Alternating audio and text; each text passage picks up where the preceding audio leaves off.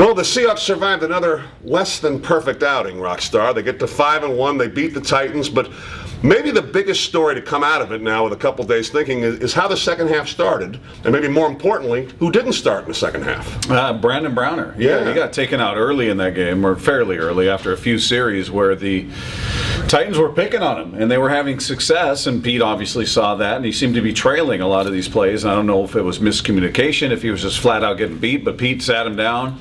We watched Browner on the sideline. He didn't look happy about it. We asked Pete about it after the game and just said, I just want to give him a rest, make sure he was on the same page, blah, blah, blah. And so he did come back in. He did come back in, and Pete said, yeah, he came back in, played very well, and you know, he said the same thing today in his press conference. But, boy, you know, it's not new. We've seen that before with Browner. He seems to be, you know, if you're the opposing offense and you've got to pick your poison, that's what you're picking, and teams have had success against him.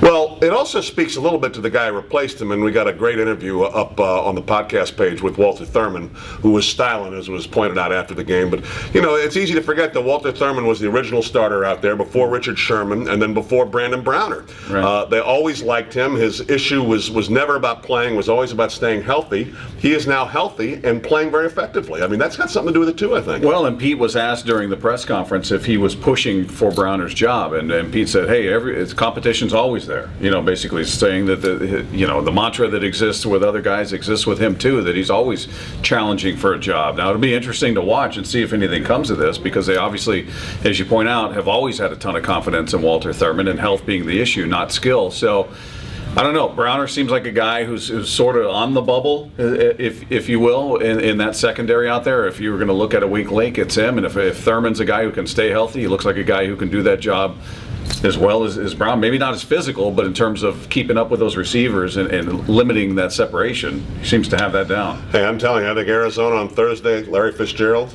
is going to go up against Browner a lot. We'll see how it goes.